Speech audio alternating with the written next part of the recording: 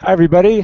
My name is John Leland, president of CommBridges.com, and I'm joined this morning by Katerina Walter. Good morning, Katerina. Katerina. Morning. Morning, John. We're going to talk about what I call the visual web, and in fact, Katerina is an authority in terms of having written a book called The Power of Visual Storytelling. It's really tying into this whole new dimension that I think social media is powering. But communications, marketing communications in particular, are now going into a new phase. I did a video actually a couple years ago about how video is a must-have, but this involves video, it involves SlideShare, it involves Pinterest, it involves all kinds of visuals. So, Ekaterina, why don't you kick us off in terms of how you see the change in the landscape here for online communications? Absolutely, John. So I think, there's a lot of driving that change, but specifically visual, sort of the rise of visual social media and the rise of visual marketing. I believe there are several reasons why this is happening. Well, first of all, visual is very natural for us, for people, right? Human beings are wired to think in visuals, and that's how we process information. If you look back historically, language only existed for 5, maybe 7,000 years. But for centuries, we were drawing, right? So people were drawing to tell the stories. So our brain is wired to accept visuals in a different way than text. As a matter of fact, scientists say that visuals are processed by our brain 60,000 times faster than regular text. I think what's going on right now with the whole digital economy, with the rise of social networks and our conversations sort of moving from face to face to a lot of times predominantly online. I believe we live in the age of infobicity. So, that means the information overload. What is going I'm on sorry, is you said the age of. infobicity. So, Oh, infobesity, got it. absolutely. We're getting fat Total. on information. We're overwhelmed. We're totally overloaded with information. I mean, think about it this way. The amount of information we've produced from the beginning of time to the year 2003 is the same amount of information we're now cranking out every 48 hours. So what's happening is we are so overloaded with information. There's so much digital noise that we struggle to process what's the content we really want to engage with. What is the content we want to consume, what conversation we want to participate in. And what's going on is you automatically go into this mode of, what are my filters? How do I filter that information? So one of the filters is advocacy, right? So recommendations. Your friend said you gotta read this, you gotta watch this, you have to buy this product. Now, but the other one is really visual. The whole sort of newsfeed economy we're in right now, right? Twitter is like just flashing in front of your eyes, Facebook flashing in front of your eyes, et cetera, et cetera. Those news feeds, the way you grab the information you want to consume is based mostly on visual portion. So Right. what is the picture that goes with it? Is that a video I want to watch, et cetera? And so, Can I interrupt you there? Because absolutely. I want, so one of the fascinating things to me, and as somebody that does websites and does internet marketing strategy, I've been talking for a long time about how people need to presence themselves. And the thing that I want to kind of bring into the conversation is this whole quality of engagement. Because I hooked up actually through the webinar for Content Marketing Institute that I originally heard you on, although I was familiar with your book before that. This guy, Jonathan Coleman, has a quote that without core values, there is no content strategy. And, So and, and what that speaks to is that visuals give us the ability to be present, to connect with people in more authentic, more meaningful ways. I've been talking to people on the web about not using these boring stock photos. That one of the really powerful things about video is that we can make this kind of virtual eye-to-eye contact with people, and visual communications of all kinds open up that ability to engage at a deeper level. Well, it's interesting that you said that, right? Because the other topic that's heavily discussed by marketers in the past years specifically is real-time marketing, which is, you notice we have a chapter in the book on that as well. I was going to mention that, so great. I'm glad you brought it up. Yeah, no, but see, because of the overload of information, right, and because adult attention spans are shrinking. So now the average attention span of an adult is 3 to 8 seconds, right? So no wonder 6-second Vine videos are starting to pop up and become popular. So considering all that, one of the things that I think companies and brands can do is what you said: be present in the right conversation at the right time.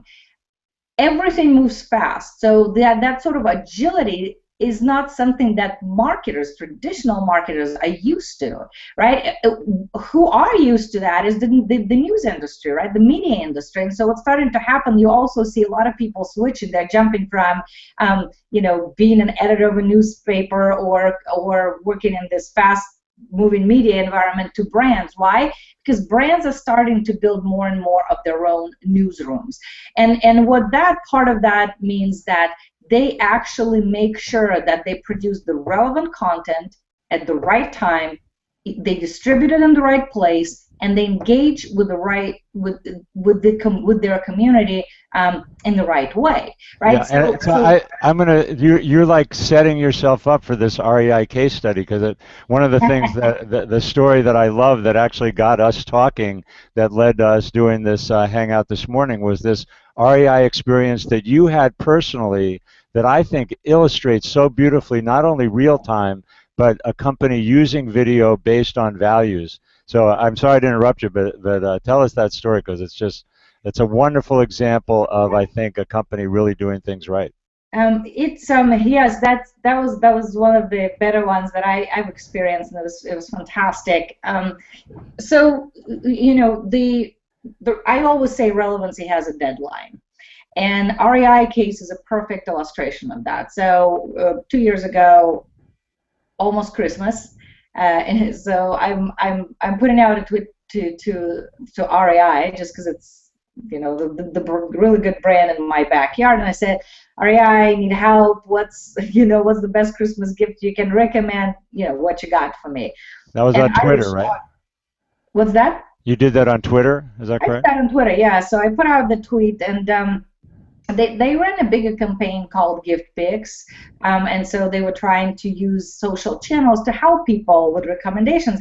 But what was mind-blowing to me is that when they came back within literally half an hour, which is pretty fast, with a custom video saying, "Hey, Katrina, we checked you out. Here's just what we know about you. Here's what we think fits, and here's a recommendation." And so they recommended a GoPro camera, which is perfect, not only for my lifestyle but also with my little daughter. I think it's cool to just be able to take videos on the go, etc. So it was very thought out recommendation.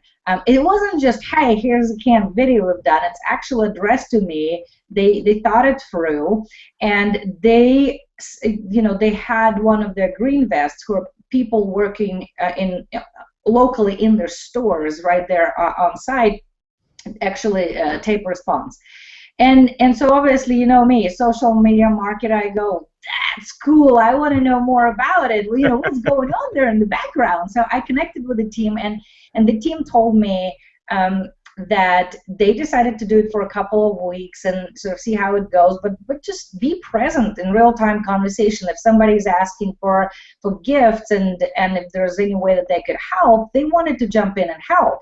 And so, you have the combination of real-time, of personalization, which is critically important, and also relevancy. It's absolutely relevant. It's a Christmas season, December, and so what I found out is that they shot in about 2 weeks 80 to 90 videos. Wow. And I said, this is all great. We all want to be responsive like that. We want to connect with our customers in real time, and you definitely made my day. What's the ROI of that? And they said, we actually tracked the site visits, and we saw that within those 2 weeks of us doing the real-time video responses to folks, the website to our traffic has doubled. And I go, who wouldn't want to double the website traffic, right? Especially around the holidays, which is the busiest. Well, and I have to say that that's about relevancy too. It's not just that they doubled their traffic, because it's not just the eyeballs, but that's traffic who were engaged with a video that was specifically produced for them. So that's like real engagement. Well, and you know what? And also the ROI that we sometimes miss and we don't think about is what is the long tail of this, right? So here we are, 2 years later. I go in front of all kinds of audiences, from 300 people to 5,000 people, when I do keynotes, and I talk about social, I talk about visual, I talk about real time. And every single time I use that example because it is personal. It was one of the best ones out there. And it also, and here's why it was also very cool, right? So not only they're getting, they were getting initial PR, because I wrote that up in Fast Company, I shared that in multiple other posts. But here I am, a couple of years later, still talking about how cool they are, right? It's a great brand exposure. But this is what was specifically cool, and another reason why I continue to talk about it. So when I talk about my experience at Intel, right, and other brands, and I use examples of larger brands that do really interesting, innovative things, one of the things that comes up is this concern. Well, it's all great and good, and the examples are really mind-blowing, and all those videos are very well done and a high production quality, but what if I'm a smaller business? So what if I'm a medium-sized business? Or what if I am a large brand with a very, very small budget, right, to do something like this? And so this is what's cool about this particular example, is the fact that it was a very minimal budget. They haven't spent much money on it.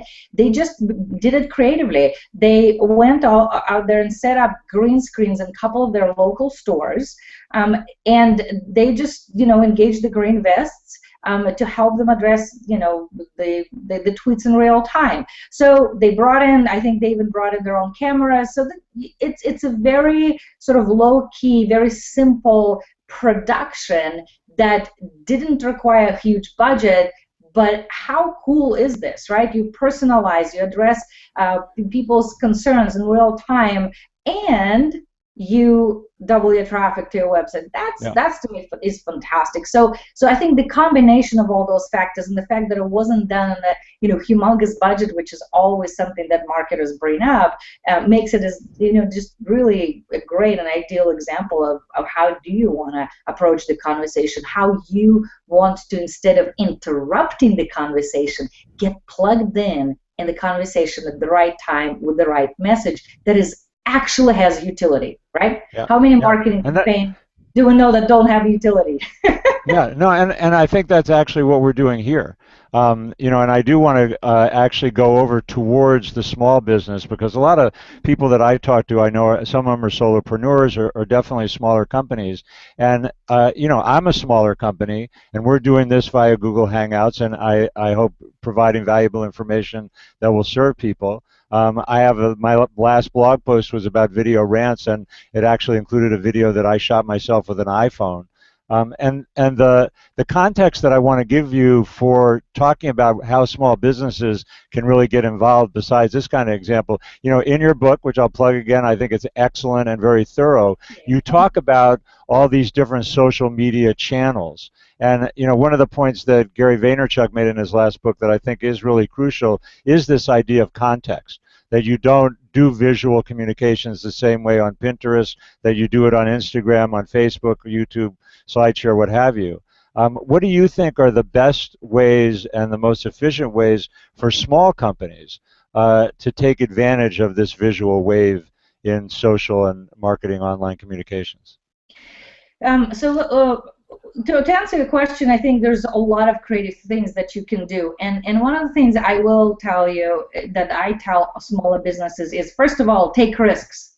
And second of all, don't be afraid to just use your camera on the go. You really don't need a high production team and a high production design. Your customers, and not only will understand that you're a local business and you're trying to, help community and have a conversation with the community, they don't even care about quality most of the time, right? Because they know you and they know what sort of value you can present. If you can add value in any way, or just have conversation, just talk to your community, it's all going to be fantastic. What I say is, do not be afraid to figure out what themes work with your community. So is that a picture of you just walked by and the tree is blooming and you say, hey guys, happy first day of spring, so excited that it's finally here. Really truly, what are different ways to engage people? And it doesn't have to be hard, right? You can have your camera up and take a picture, or even your iPhone. I know several entrepreneurs that have small businesses that do fantastic job. They just carry a camera with them, very small camera, their iPhone, and the camera that records videos, and they do amazing job. So for example, if they have received a tweet that says, hey, thank you so much for your product, it's fantastic, we're really enjoying it, have a great day. I know several people who, instead of replying with a tweet, they would reply with a video. So they would go and they'd put a camera right there in front of their face and say, hey, John, fantastic, thank you so much for your tweet, I enjoyed it so much. Wanted to say, happy Thursday, and we really appreciate you, right? So let me jump in. I had an example show up on Facebook of exactly that, of a car dealer. I think it was in Oklahoma, that when he gets a phone call about a possible car, rather he returns the call, but then he follows up with a video of himself going, I wanted you to see me. I wanted to, this is the kind of person that you're dealing with. A very personal response with a real-time video. What I'm hearing is, one, people have to do it, and that I'm walking my talk here. This is exactly how it works for me. As you and I hooked up, I said, let's have a conversation via Hangouts, because I know we both have valuable information to offer. Let's just do it. I don't, there's not an offer at the end of this video. Someday maybe, I definitely do intend to do a course about visual online, and you and I can talk about possible collaborations there. But the point is, we're doing this because we're passionate about what we do, and we think we have something valuable to add here just by doing an interview. Well, you know what? Everybody has something valuable to add. Right. It's taking care of your community, really caring about them, and being plugged into your community. What about reminding people that there was an actually free Ben & Jerry's scoop ice cream day? Things like that people go, oh, that's right, thanks for the reminder. I actually need to stop by my local Ben & Jerry's and get my free scoop of ice cream because I totally forgot, right? And not only you're helping promote another brand, but you're also helping your community with little tidbit of information, that are interesting to them.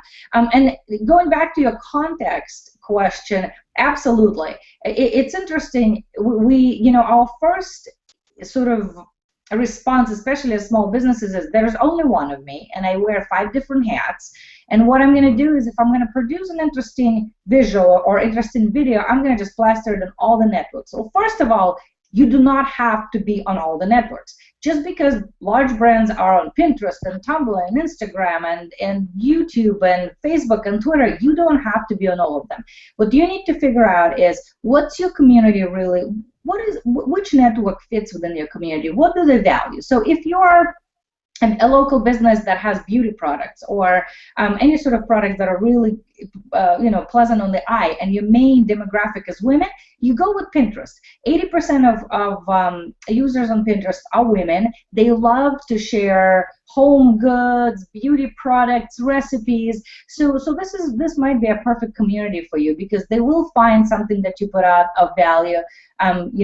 Which beauty products work for what type, et cetera, et cetera. Any valuable information that you can put out there, and it'll work for you. And you can just foster the one community, and it's okay. Right. I'll say the same thing. Small business to business, LinkedIn and SlideShare are hooked together, And I don't think there's a more powerful place for businesses to talk to businesses than LinkedIn and SlideShare. So if you're in that market, then that's where to focus. Well, absolutely. You know, Google Plus. There is a lot of techies hang out on Google Plus. Tumblr, younger audience, and that's the audience that loves animations like and GIFs, right? And Tumblr is one of the very few networks that actually takes GIFs. You know, et cetera, et cetera. The list goes on. Well, You, I'll ask you a specific question about that, which is the whole Vine and Instagram video. I know that you've written some about that in some of your online journalism.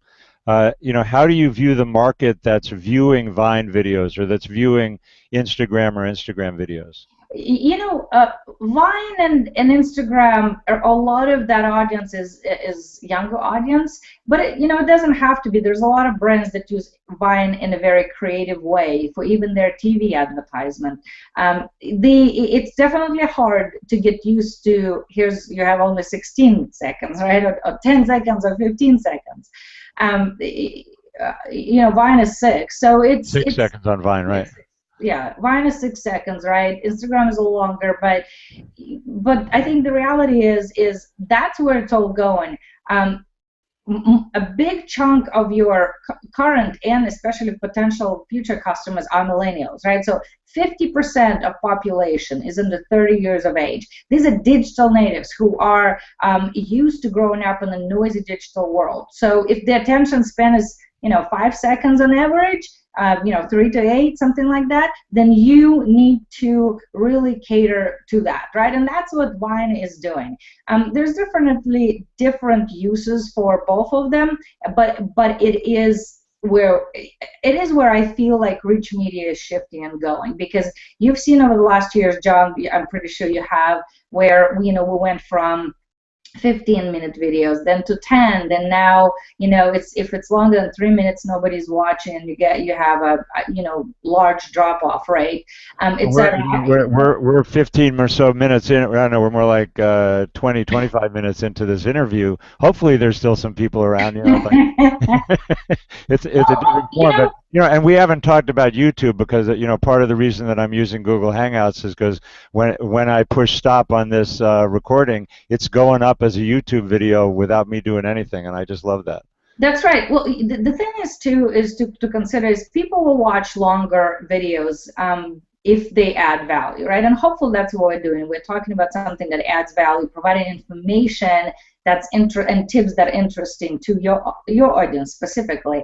That said, a lot of brands, they just push their own stuff anymore. They push their own product, and that's boring. Nobody's gonna watch that. Oh my God, it's like going to a cocktail party and somebody goes, "Hi, nice to meet you. Here's my card. Buy my product." It's like nobody would do that at a party, but online, it's the slam bam thank you man mentality, and it's like business is about creating relationships, and I've known that since I was a kid, and so online that's engagement. Get to know me. That's the free offer when you go to the grocery store. They want you to taste it, get to know. Oh, then maybe you'll buy it. So give people value. You have to lead with value, is the way I say that.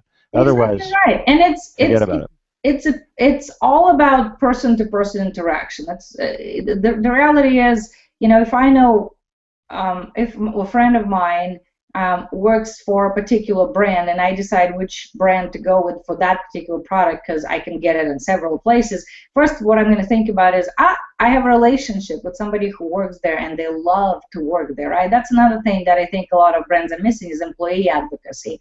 Mm-hmm.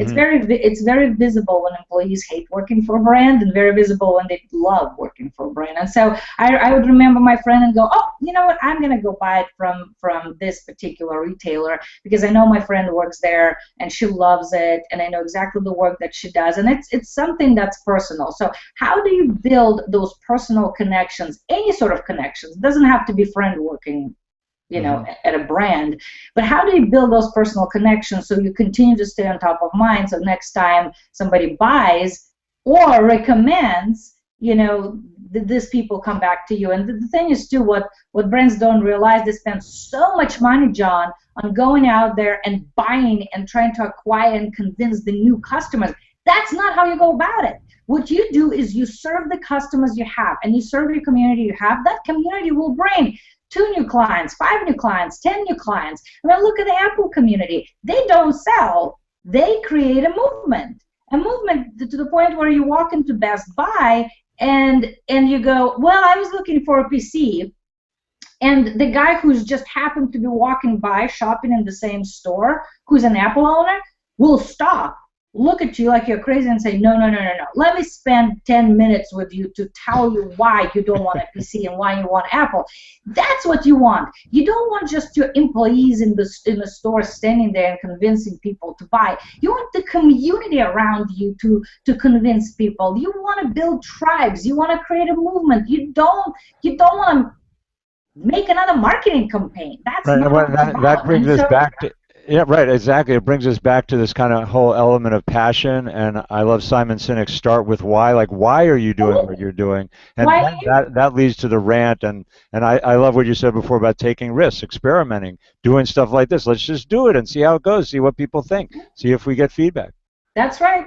You know, and marketers don't do it enough. They think they know everything. They think they know their customer, and features and benefits. We just got to sell features and benefits, and it's like it misses the whole point. Well, and that's the thing is, you know, you walk in the conversation with a lot of executives, which is unfortunate, but I think everybody will tell you that. People who work for a brand, people who work for agencies who work with large brands. You know, you walk in with the conversations with executives, and you bring them a really amazing, solid idea, or your own team will bring it to them, right? And the first thing that executive asks is, okay, this is all great, but where's the spot where my marketing message and my product is going to be plastered? Like, I want to know what I'm getting. And to them, the ROI is my shit is plastered across whatever that great idea, right, is. Right. Whatever that is, an app or something else. Where a lot of times the best approach is add value first. If you brand it in, you know, indirectly, so it's not in your face, and then when people start hearing your message or using something that you created that's really helping improve their lives, make their lives better, that's when you're going to continuously be on top of mind, right? Yeah. And that's, you know, that's one of the things that I like about working with smaller companies is that That's right. when you have an innovative leader and you have a culture where people are willing to take risks, then they can be more agile, and you can do this kind of experimentation and look at, you know, do things and find out where you're able to attract a meaningful audience. You know, it's not hard to do the conversion tracking and figuring out what really works. And maybe that's a place to kind of wrap up, but another one of your books that I didn't mention is Think Like Zuck. And I think that that's one of the reasons, you know, it's about Mark Zuckerberg, the founder of Facebook, obviously, and talk about a success story. It's unbelievable, and he has that passion for connecting people. That's, I think, part of what has made Facebook the phenomenal success that it is, no? No, yeah, absolutely. You know, every decision that he's made throughout the 10 years of Facebook existence, and has he made bad choices? Absolutely. Who hasn't, right? But one of the things that's quite interesting to me, and I think a trait that's critical to sort of long-term visionaries is that he's stuck to his purpose. He's passionate about connecting people. So his purpose was to connect people around the world and make the world a more open and transparent place, right? And so I think we can use a little bit of that in marketing, meaning knowing who we are, what our brand stands for, what is our voice, why are we here, what are we here to do, and sticking to it every single time. Because what you can see, it usually is a zigzag. Well, this marketing campaign targets at this, and that marketing campaign targets at the product. Nobody cares about the product. What people care about is your heritage, your philosophy, your vision. Why do I want to belong to your community? Why do I want to be a part of that community? And I think Zuckerberg has done that really, really well, and he really stuck with that vision. And I think if he hadn't, the company would have already been sold. They probably would have done a lot of things to not be where they are. But the fact that he grew it into actual platform and created the whole ecosystem around is because he stuck to his vision and he knew exactly where he wanted to go, whereas marketers sometimes tend to just be all over the place. It's like, what is your purpose? What is one thing that you want to do? Is this making your customer's day better every single day? Right. Yeah, and that brings us back to this original Jonathan Coleman quote about without core values, there's no content strategy. If you have the core values and you're driven by a real passion and a real desire to contribute, then the visual communications are, I think, the best way that you can possibly communicate that. But if you don't have that, it doesn't matter. It doesn't matter what format your content is in. It's going to be bad. If you don't know where you're going and what are you trying to do with it, not much is going to happen. Absolutely. Ekaterina, it's great to do this with you. I'll plug your book one more time, The Power of Visual Storytelling. This is my book, Internet Marketing, 8 Key Concepts Every Business Must Know. It's a primer on getting started and kind of how does social media fit in with pay-per-click advertising and this leading with value and a lot more, the 8 key concepts. So really a pleasure to hang out with you. Thank you again for making the time. And I have a feeling we might be doing more stuff together in the future. We'll see. Absolutely, John. Same here. Thank you. And thank you to everybody out there for watching. If you feel like sharing, commenting, of course, we would love that. Thanks again. Have a great day.